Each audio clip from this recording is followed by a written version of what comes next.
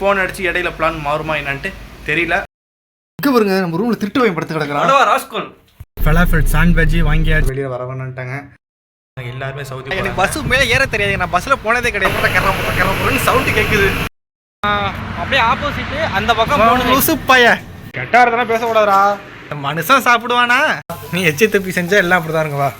அவரோட லவ்வருக்குலாம் கொஞ்சம் நேரம் ஃபோன் பேசிட்டு மனுஷன் சாப்பிடுவானா? அடுத்த வாட்டி வாந்தி எடுத்து சாம. ஹலோ வணக்கம் த்ரீவேந்தர், குட் மார்னிங். இப்போ எங்கே இருக்குன்னு பார்த்தீங்கன்னா குப்பூஸ் கடையில் மணி வந்து 8:50 குப்பூஸ் தான் வாங்க வாங்க. அப்படியே குப்பூஸ் தலைவர் எப்படி போடுறது அப்படியே கொஞ்சம் நேரம் அப்படியே பார்த்துக்கிட்டே இருக்கும். வாங்க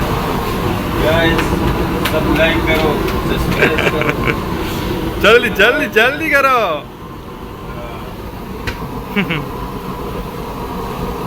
குப்பூஸ் வெந்துக்கிட்டு இருக்கு, இருங்க எடுக்கட்டும். நம்ம ஒரு ரூபாய்க்கு குப்பூஸ் வாங்கிட்டு விடும். ஒன்று வந்துட்டு இன்னும் ஒரு 4 குப்பூஸு. 4 வந்துச்சுன்னா முடிஞ்சிட்டு நமக்கு 4ல் 2 வந்துட்டு இன்னும் 1 வந்தால் போதுங்க. இன்னும் 1 வந்தால் போதுங்கிற பாருங்க, இன்னும் 3 வரணும். अच्छा अच्छा बहुत अच्छा. इसका तुम्हारा मुल्क में क्या नाम बोलेगा? ये पाकिस्तानी रोटी. நீங்கள் நிறைய பேர் கமாண்டில் சொன்னீங்க பாகிஸ்தானி ரொட்டின்ட்டு, அதாங்க கரெக்டாக.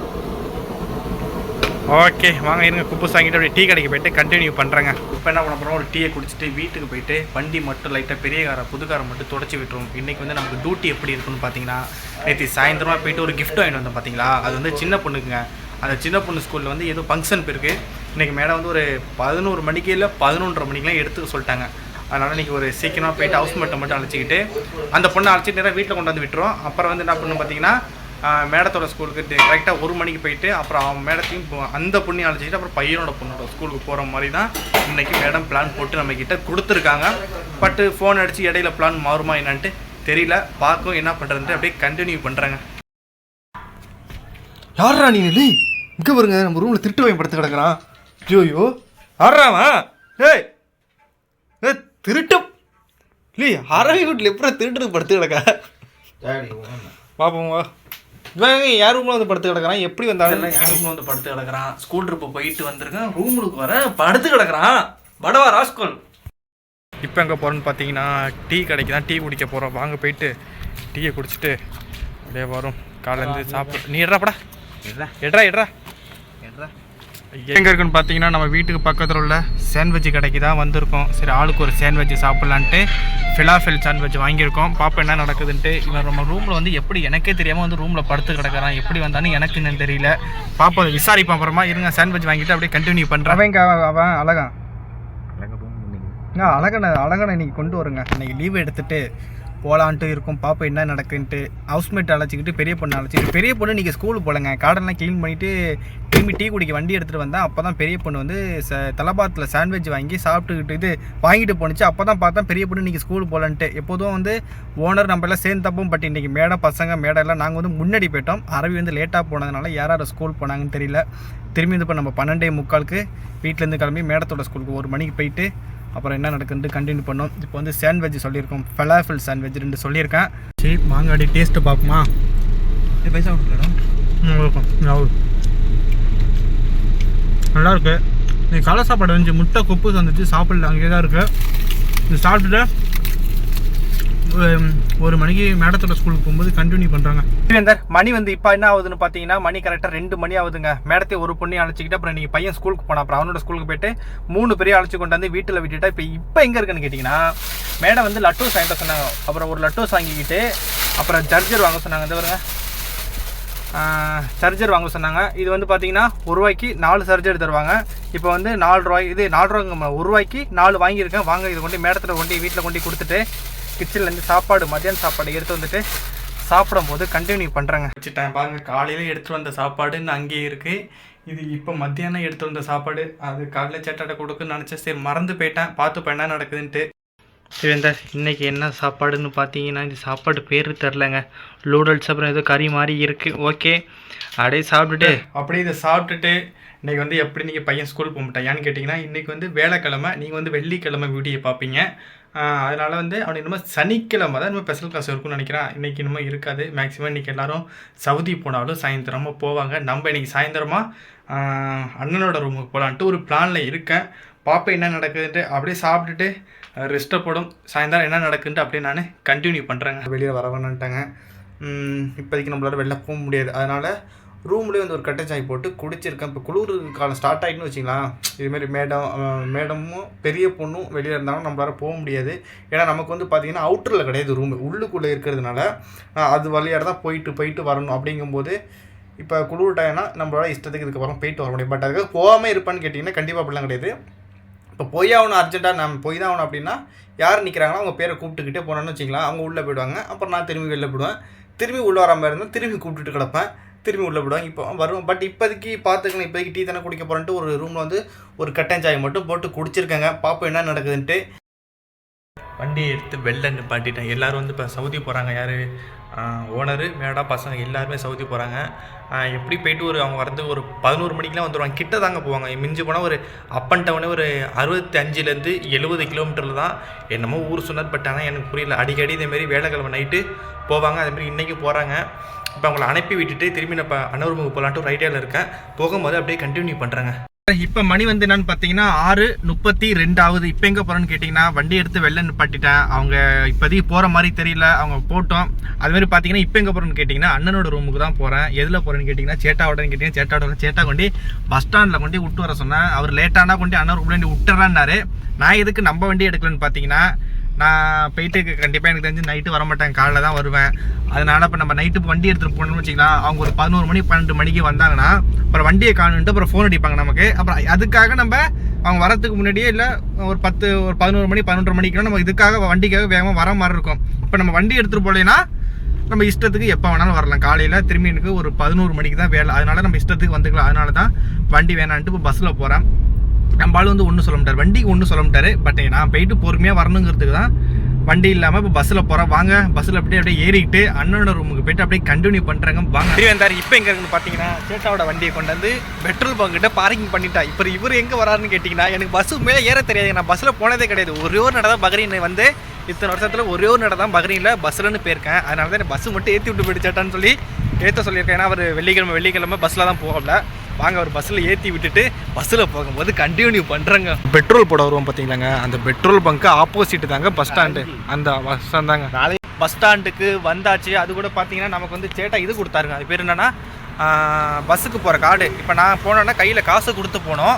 இப்போ வந்து சேட்டா அடிக்கடி போகிறதுனால நமக்கு வந்து அவர் பஞ்சிங் பண்ணுற காசு இது கார்டு கொடுத்தாப்புல. இதை வச்சு நம்ம என்ன பண்ணலாம், பஸ்ஸில் பே பண்ணிவிட்டு நம்ம போயிடலாம். திரும்பி காலைல சேட்டை அழைக்க வரேன்ருக்காரு. பாப்போம் என்ன நடக்குது. பஸ்ஸர் வந்து ஸ்கேன் பண்ணிட்டாப்புல. பின்னாடி பார்த்தீங்கன்னா ஒரு ஸ்கேனிங் கோடு இருக்குல்ல, அதில் வந்து ஸ்கேனிங் பண்ணியிருக்காப்புல எத்தனை மணிக்கு பஸ்ஸு வரும்ன்ட்டு. இப்போ வந்து பார்த்தீங்கன்னா 6:38 ஆகுது.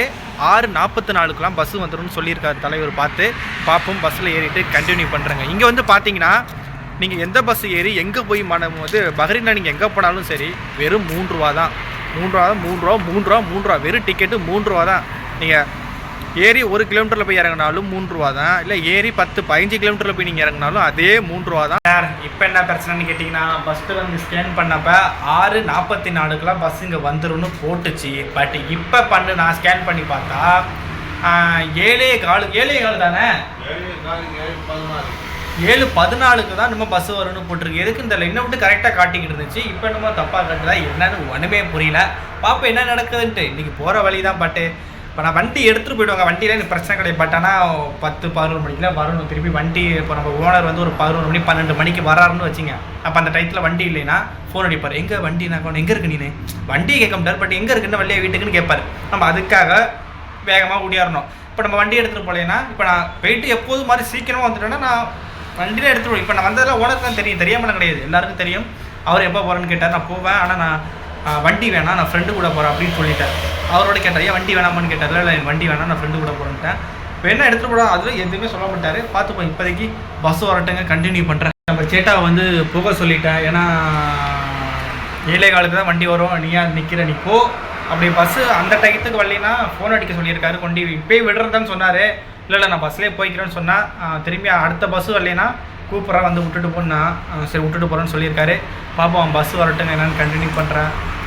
மச்சானும் வரேன்னு சொன்னாங்க. அழைக்கா மச்சானும் இன்றைக்கி அங்கே வரேன் அண்ணன் ரூமுக்கு. அவனும் வரேன்னு சொன்னால் ஏன்டா நீங்கள் வர நீ டேரெக்டாக அப்படி வந்துடு, நான் இங்கேருந்து பஸ்ஸில் வேணால் வந்துடுறேன், காலையில் விடும்போது வேணால் என்னை விட்டுரு அப்படின்னேன். இவர் இப்போ உடவும் ரெடியாக இருக்காரு, அழைக்கிறதுக்கு ரெடியாக இருக்கார். பட் நான் வேணாங்கிறேன், ஏன் தண்டமாக அவரையும் இழுத்துக்கிட்டு நம்ம உடம்பு போய்ட்டு பஸ்ஸில் போயிட்டு வரோம் அப்படிங்கிறதுனால உட்காந்துருக்கேன். அது அவரோட கார்டெல்லாம் வாங்கி நான் வச்சுருக்கேன். இதில் வந்து இது அவரோட காசை கொடுத்து நம்ம போயிடலாம். பார்ப்போம் என்ன நடக்குதுன்ட்டு. வண்டி வரட்டும். பஸ்ஸில் ஏறி உட்காந்துட்டோம். பட் ஆனால் சவுண்டு கேட்கல, செம்ம சவுண்டு கேட்குது. வாங்க பஸ்ஸில் அப்படியே பார்க்குறதுக்கு வெளியில் தாங்க பஸ்ஸு வந்து நல்லா சுமத்தாக இருக்குது. பட் ஆனால் வண்டிக்குள்ளே உட்காந்து கரப்புறன்னு சவுண்டு கேட்குது, பயங்கரமாக கேட்குதுங்க. ஒன்றுமே காதில் விடல. பஸ்ஸை பாருங்கள், நான் வந்து லாஸ்ட்டு சீட்டில் வந்து உட்காந்துருக்கேன். எப்படி நல்லபடியாக ஆண்டவனை வேண்டிக்கிட்டு 2வது நாள் வந்து பஸ்ஸில் போகிறாங்க. ஓகே வாங்க அப்படியே போய்கிட்டு பார்ப்போம் என்ன நடக்குதுன்ட்டு. நான் இப்போ வந்து ஜன்னல் ஓரமாக வந்து உட்கார போகிறேன். ஜன்னல் ஓரமாக உட்காந்துக்கிட்டு அப்படியே இந்த மும்பையிலே வந்து கடுப்பாகுதுங்க. வீடியோ எடுத்தங்க, அழகாக பஸ் வந்ததை கரெக்டாக ஏறினது, காசு வந்து நம்ம பைசா பே பண்ண பார்த்து நம்ம சேட்டா கொடுத்தாரு பார்த்தீங்களா, அதெல்லாம் எல்லாமே வீடியோ எடுத்தப்பட்டு நான் அடிக்கடி ரெக்கார்டு பண்ணாமல் விட்டுடுறாங்க. வெறும் சும்மா வீடியோ மட்டும் அப்படியே ஓடி. ஸோ என்ன பண்ணுறேன் தெரியல. ஒன்றும் பார்த்து என்ன பண்ணுறாங்க, என்ன பண்ணுற முடிச்சுட்டு வாங்க பக்கமாக அப்படியே உட்காந்துக்கிட்டு அப்படியே சாஞ்சிக்கிட்டு போக போகிறாங்க. என்ன தான் நம்ம டிரைவராக இருந்தாலும் இந்தமாரி ஒரு வண்டி போகும்போது பஸ்ஸில் ஏறிக்கிட்டு போகும்போதெல்லாம் பஸ்ஸும் சரி ஒரு காரும் சரி அப்படியே ஜன்னல் ஓரம் அப்படி உட்காந்துக்கிட்டு சாஞ்சிட்டு போகிறோம் பார்த்தீங்களா, அதோட ஃபீலே வந்து கொஞ்சம் ஜாலியாக இருக்கும். அது எனக்கு பிடிக்கும். வாங்க இதுக்கப்புறம் அண்ணனோட ரூமுக்கு போயிட்டு பஸ் ஸ்டாண்டுக்கிட்டே இறங்கிட்டு அங்கே போயிட்டு கண்டினியூ பண்ணுறேன். இதுக்கப்புறம் அந்த வண்டியில் காட்டுற மாதிரி ஒன்றும் இல்லை. கீழே இறங்கியாச்சு, பஸ்ஸு போயிட்டு போய்கிட்டு இருக்கு. வாங்க இப்போ என்ன பண்ணணும்னு பார்த்தீங்கன்னா அப்படியே ஆப்போசிட்டு அந்த பக்கம் போகிற அண்ணனோட ஏரியாவுக்கு வந்தாச்சு. வாங்க அண்ணன் கோல்ட் ஸ்டோரில் போய் நிற்கிறானா, வாங்க கோல்ட் ஸ்டோரில் போயிட்டு அவனுக்கு ஒரு 8 பாத்ரூமா. வணக்கம் மாப்பிள்ள, பகரிலேருந்து பைத்தியக்காரன்.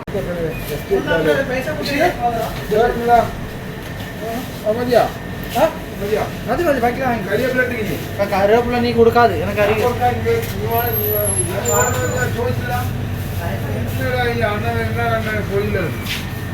இவன் லூசு பையன் ஜாமான் வாங்கிட்டு வராரு. அதாவது பார்த்தீங்கன்னா மீன் பொரிக்கிறதுக்கு தான் ஜாமான் வாங்கிட்டு வராரு. வாங்க போயிட்டு மீன் பொரிக்கும் சாப்பிடும்லே அவன் வந்தால் தான் நினைக்கிறேன். திருவேந்தார் வாங்க ஜாமான்லாம் வாங்கிட்டு ரூமுக்கு வந்தாச்சு.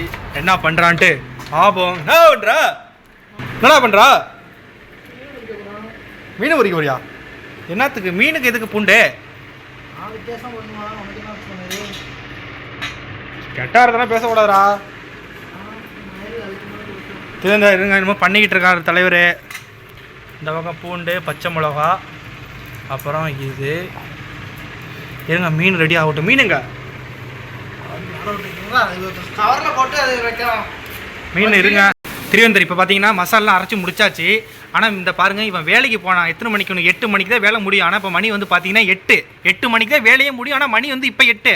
அங்கேயே மீனை வாங்கி வேலை பார்க்குற இடத்துலையே அளவிக்கிட்டு நல்லா வாங்குகிற சம்பளத்துக்கு வேலையே பார்க்காம நல்லா ஒப்பி அடிச்சுட்டு நல்லா வந்திருக்கான் பாருங்க. சரி வாங்க. மசாலா எடுத்தது எங்கள் ஊர்லேருந்து எடுத்து வந்த மசாலா இருக்குமே, எங்கே போடு. இது ஊர்லேருந்து எடுத்து வந்ததா? போடு. சரி இப்போ உப்பு வந்து எவ்வளோ தான் போடணும்? 1 கிலோ. இந்த இப்போ 1 கிலோ உப்பு எடுத்துருக்கீங்க, இதே மீன் எடுத்துருக்கீங்க. இந்த 1 கிலோ மீனுக்கு வந்து உப்பு எவ்வளோ போடணுங்கிறீங்க? 1 டப்பா போட்டால் கரெக்டாக இருக்கும். இல்லை 1 டப்பா போட்டால் கரெக்டாக இருக்குமா, இல்லை பத்தாதா? இன்னும் கூட போடணுமா? ஜீனி போட்டு சமைப்பீங்க. ஓகே திருவேந்தர் ஜீனிலாம் போட்டு ஒரு சமைக்க போகிறாராம். இன்றைக்கி சமைச்சு வாங்க டேஸ்ட்டாக பார்ப்போம். மசாலா போடு. என்ன தூள் இது? என்ன தூள்லாம் எதுவுமே பேர் கிடையாது. உண்மை இருக்கிற இல்லை எக்ஸ்பிரி டேட் ஆகி கிடக்கு. எல்லாத்தையும் போடுங்க. எவன் பைசாயும் எனக்கு கிடக்க போகிறான் வாந்தி எடுத்துட்டு வயிற்றால வீடு. பெப்பர் லாஸ்ட்டாக ஃபைனலாக பெப்பர் டச்சுங்க. மீனை பார்த்தீங்களா? என்ன மீன் இது? மீன் பேர் தெரியாதா? இந்த வருங்க மீன் வாங்கி வேலை பார்க்குற இடத்துலையே ஒப்பி அடித்து அனுப்பிட்டு வந்துட்டான். ஆனால் மீன் பேர் கேட்டால் தெரியாதுங்கிறான். இவனெல்லாம் அண்ணன்னு சொல்ல வெக்கமாக இருக்குங்க எனக்கு. என்னங்கெல்லாம் இந்த பேரை கேட்டால் கரெக்டாக சொல்லிட்டு போவான். மீன் இது பேர் அப்பார்ட்ட போய் நீ சொல்லலாம். மசாலா ரெடி ஆகிட்டு இருக்குங்க. மசாலா ரெடி ஆகிட்டு இருக்கு. பாருங்க அவன் நகத்தில் பாருங்க எவ்வளோ ஆயில் வேலைக்கு போயிட்டு வந்து.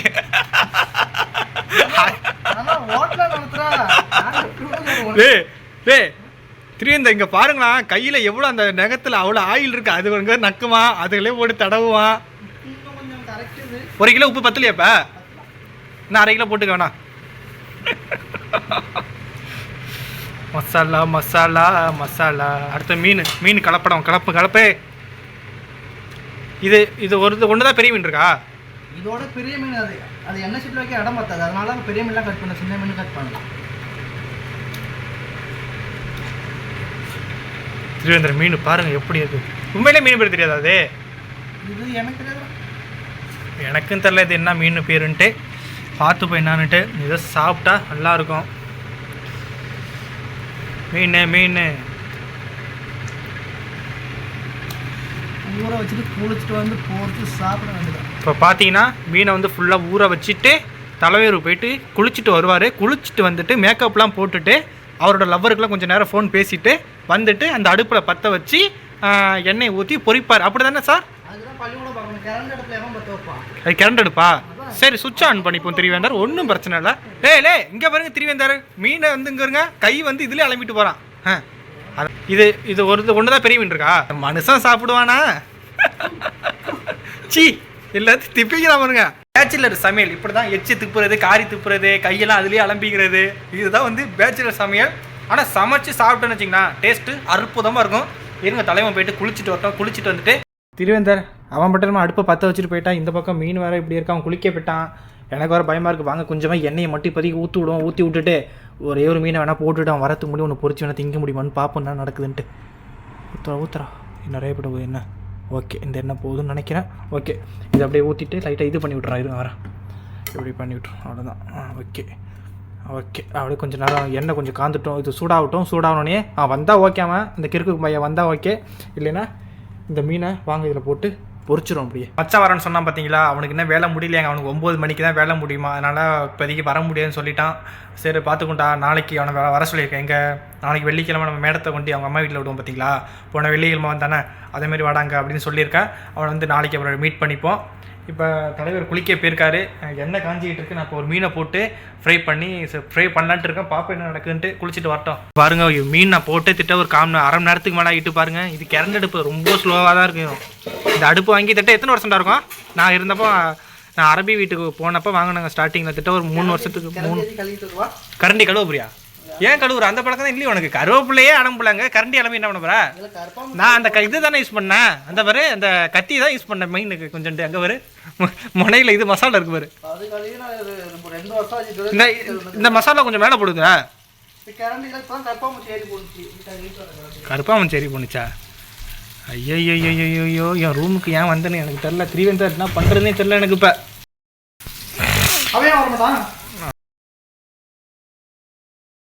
போட்டு பார்த்தீங்கன்னா கரெக்டாக ஒரு 3/4 மணி நேரம் ஆகிட்டு. இப்போ தான் மீன் வந்து பொரிஞ்சிருக்குங்க பாருங்க. வெந்துட்டா தெரியல, தின்னு பாரு. அதான் ஆனியன்லாம் வச்சு நல்லா ஃப்ரை வச்சிருக்காங்க. இருங்க டேஸ்ட் பார்ப்போமா திருவேந்தர். பெரிய மீன் வேவில்லை, திருப்பியே போடல பெரிய மீனை. இந்த பாருங்க, சின்ன மீன் மட்டும் தான் நமக்கு இப்போதைக்கு வெந்திருக்கு. நம்ம பெரிய மீன் போட்டோம் பார்த்தீங்களா, அது என்ன போட்டப்படியே தான் இருக்குது, பெரட்ட கூட இல்லை. இன்னைக்கு சாப்பிட்டு படுத்த மாதிரி தான்டா திருவேந்தர். சாப்பிட டேஸ்ட்டு பார்ப்போமா? நடந்துடுவேன். செம்மையாக இருக்குது மீன். என்ன பேர் ஆனால் தெரில, பட் ஆனால் மீன் நல்லா இருக்குது. அப்பம் பாப்பானா அப்பம் தைக்க